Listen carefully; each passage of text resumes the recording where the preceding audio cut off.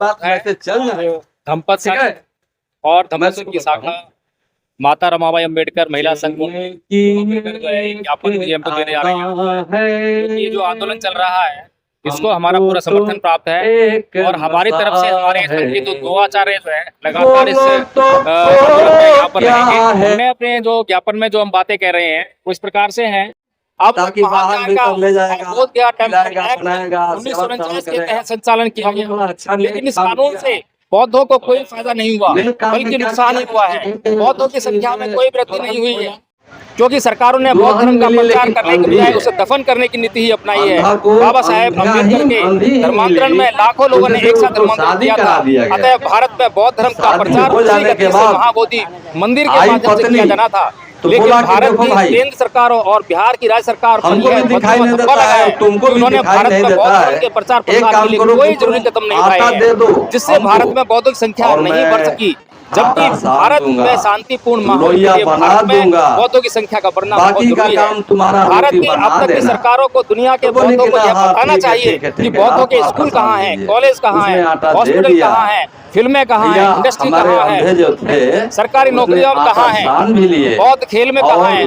अगर था बोध गया टेम्पल एक्ट 1949 का बौद्ध धर्म उसके अनुयायियों और उसके प्रचार प्रसार से कुछ लेना देना ही नहीं है, बौद्धों के विकास से कोई लेना देना नहीं है, तो इस कानून के द्वारा सरकार को इस महाविहार का प्रशासन अपने हाथ में रखने का कोई भी अधिकार नहीं है। इससे बेहतर तो यही है कि भारत की सरकार और बिहार की राज्य सरकार बौद्धों को उनके हाथ पर छोड़ दे। अगर सरकारें बौद्धों को कुछ भला नहीं कर सकती तो उन्हें बीटी एक्ट 49 का इस्तेमाल करके बौद्धों के नाम पर महाबोधि बिहार से दान के रूप में विदेशी धन उठाकर बौद्धों का बुरा करने का कोई अधिकार नहीं है। विदेशी बौद्ध श्रद्धालु महाविहार में दान और धर्म का उत्थान करने के लिए देने जाते हैं। पुजारी के परिवार को पालने की व्यवस्था मंदिरों में बंद कर दी जाए तो एक भी पुजारी मंदिर में दिखाई नहीं देगा। वहीं दूसरी तरफ बौद्ध मंदिर बौद्ध भिक्षुओं के शिक्षा केंद्र होते हैं। बौद्ध भिक्षु कभी भी एक गृहस्थ नहीं हो सकता, बौद्ध भिक्षु कभी शादी नहीं कर सकता। यदि कोई बौद्ध भिक्षु शादी कर लेता है तो शादी करने पर उसे बौद्ध भिक्षु का जीवन त्यागना पड़ता है। बौद्ध भिक्षु का उद्देश्य निर्वाण प्राप्त करना होता है। इस मार्ग पर चलते हुए वह बौद्ध विचारों का इस्तेमाल केवल ठहरने व समाज को शिक्षित करने के लिए करता है। इसलिए बोध गया टेम्पल एक्ट 1949 के माध्यम से सरकारों के द्वारा बौद्ध धर्म की पवित्रता को दूषित करने का महान अपराध किया गया है। बौद्ध सरकारों बौद्ध विहारों का संचालन केवल बौद्ध भिक्षु संघ या बौद्ध उपासकों के द्वारा ही होना चाहिए। सरकार उनका प्रशासन अपने हाथ में नहीं ले सकती है। भारत के संविधान में प्रत्येक धर्म के अनुयायी को अपने धर्म धार्मिक स्थलों की देखरेख, धर्म के प्रचार की स्वतंत्रता, धार्मिक शिक्षा संस्थानों का निर्माण करने की स्वतंत्रता केवल उस धर्म के लोगों के द्वारा ही किए जाने की आधिकारिक व्यवस्था मूल अधिकारों के अंतर्गत की गई है। अतः जिस प्रकार हिंदू अपने हिंदू धर्म के प्रचार की जिम्मेदारी मुसलमानों और ईसाइयों या किसी अन्य धर्म को कभी नहीं दे सकते, इसी प्रकार बौद्ध अपने ऐतिहासिक अपने उत्थान की जिम्मेदारी कैसे दे सकते हैं। भारत की सरकारों को यह कार्य बोध गया टेम्पल एक्ट 1949 के अंतर्गत देख लिया है, लेकिन बौद्धों के साथ इस कानून के आधार पर दुनिया का सबसे महान अन्याय ही हुआ है। ऐसे में अगर वास्तव में भारत की सरकारों में रहने वाले व्यक्ति जिस किसी भी धर्म को मानने वाले क्यों न थे, अगर उनमें उनके धर्म पर जरासी भी नैतिकता होती तो सौंपे गए कार्य को पूरा न कर पाने पर अपने पद से त्याग पत्र व बौद्धों को बीटी एक्ट से मुक्त करने का कार्य ईमानदारी से करते। लेकिन यह दुर्भाग्य है भारत का कि उसे धार्मिक ईमानदार राजनेता प्राप्त नहीं हुए हैं। इन नेताओं ने न केवल अपने आप को अपनी पीढ़ियों को बल्कि अपने धर्म को भी अपमानित कलंकित करने का नीच कार्य किया है। हिंदू चाणक्य की नीति साम दाम दंड भेद का पालन अपने ही देश के अपने ही भाइयों के खिलाफ करते हैं, जो कि अति निंदनीय कार्य है। लेकिन बौद्ध धर्म में संपूर्ण मानव जाति के प्रति नैतिक आचरण को ही प्रमुख स्थान दिया है। किसी हिंदू को किसी बौद्ध से तनिक भी कष्ट नहीं हो सकता। बौद्धों ने कभी बदले की भावना के तहत द्वेष व हिंसा का सहारा नहीं लिया है। ऐसे में हिंदुओं के साथ या अन्य किसी भी संप्रदाय के साथ बौद्धों की किसी भी प्रकार की धार्मिक सहभागिता की अपेक्षा व उम्मीद करना न केवल बेईमानी होगी बल्कि देशद्रोह से भरा एक कदम होगा। अपने देश में शांति व सौहार्द के वातावरण को जानबूझकर बिगाड़ना देशद्रोही हो सकता है।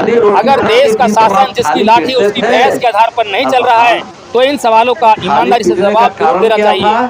भारत का संविधान अनुच्छेद 13 में यह घोषणा करता है कि भारत का कोई भी कानून सामाजिक धार्मिक रीति रिवाज यदि संविधान के मूल अधिकारों का हनन करता है, कम करता है, तो उस सीमा तक कानून, रीति रिवाज, परंपरा अवैध होगी। लेकिन द बोधिया टेम्पल एक्ट 1949 का इस्तेमाल करके भारत की सरकारें लगातार भारत के बौद्धों के मूल अधिकारों और अनुच्छेद 49 का हनन करती आ रही हैं, और इस तरफ भारत की सरकारों ने कोई ध्यान नहीं दिया है, बल्कि बौद्धों द्वारा बार बार ध्यान दिलाए जाने पर जानबूझकर अपनी आंखें बंद कर ली है। बौद्धों के साथ ऐसा व्यवहार किसी भी दृष्टि से उचित नहीं ठहराया जाता। जिस प्रकार हिंदू मुस्लिम शासकों द्वारा उनके मंदिर तोड़े जाने को नीच कार्य कहते हैं, उसी प्रकार से बौद्धों के विरासत होते हुए भी उनका भला करने के नाम पर हिंदुओं का बौद्धों की विरासतों पर कब्जा करना उन्हें या हिंदुओं के लिए नहीं है। क्या ऐसा कार्य करके हिंदू दुनिया के किसी भी कोने में किसी प्रकार के गर्व का अनुभव कर सकते हैं? क्या हिंदुओं के धर्म में नैतिकता की जरा सी जगह नहीं है?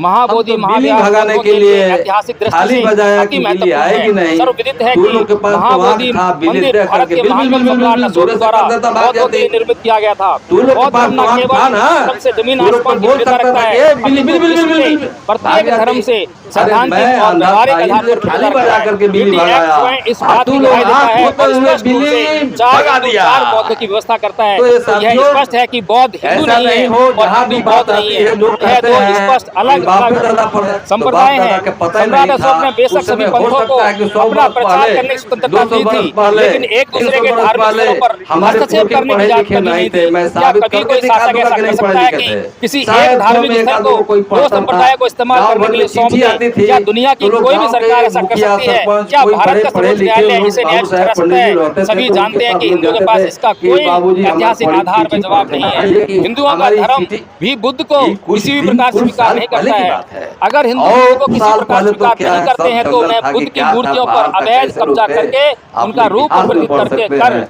हिंदू तो इस देवी तरह का देवता बनाकर पाखंड पूजने की जरूरत बनता नहीं है। पड़ती। हिंदू इस तरह के लोग बुद्ध को करते हैं। नास्तिक इससे कहकर थोड़ा आलोचना सा करते बचना हैं। है। हिंदुओं का धर्म जो ग्रंथ रामायण लोग बुद्ध कहते की हैं वह उनके कि हमारे सिद्धांतों की आलोचना पुरखों ने करते ये हुए सब निंदा कर दिया करता है। है। हिंदू अरे बुद्ध से पुरखों नफरत ने करते गलती हैं। कर दिया तो दूसरी हम तरफ उसका बुद्ध अभिशाप हिंदुओं के भोगेंगे? प्रत्येक कर्मकांड व नहीं सिद्धांत को भोगेंगे। नकार देते हैं। इसलिए हिंदू मंदिरों में नमो मुस्लिमों बुद्धाय, व दलितों के प्रवेश जय करते भीम। ही अगर कहानी यहीं हिंदुओं की खत्म। भावनाएं आहत आगे होती आप हैं लोग तो जिन इसको हिंदू ध्यान दें। सिद्धांतों व कर्मकांडों का बुद्ध जीवन भर विरोध करते रहे, उन्हीं कर्मकांडों को बौद्धों की विश्व विरासत महाबोधि महाविहार में हिंदू पुजारियों द्वारा होते हुए देखकर क्या बौद्धों की भावनाएं आहत नहीं होती? क्या भारत की सरकारों व भारत के सुप्रीम कोर्ट को केवल हिंदुओं की भावनाएं नजर आती हैं? क्या बौद्धों और अन्य अल्पसंख्यक समुदायों की भावनाएं नजर नहीं आती? सबसे अहम बात यह है कि बाबा साहेब डॉक्टर भीमराव अम्बेडकर ने अपनी साहित्यिक रचनाओं में हिंदू धर्म के सब रहस्य स्पष्ट रूप से खोल दिए हैं। उन्होंने स्पष्ट रूप से हिंदू धर्म को सार्वजनिक तौर पर नकारा ताकि भारत के बौद्ध किसी भी प्रकार से हिंदू धर्म के संपर्क में ना आ सकें। इसके लिए उन्होंने सर्वविदित 22 प्रतिज्ञा अपने अनुयायियों को दिलाई। विश्व का सबसे महान विद्वान हिंदू धर्म को त्याग चुका है। हिंदुओं को अपने धर्म की गरिमा की तनिक भी चिंता नहीं है और वे जोर जबरदस्ती से ही अपने धर्म का प्रचार प्रसार करना चाहते हैं।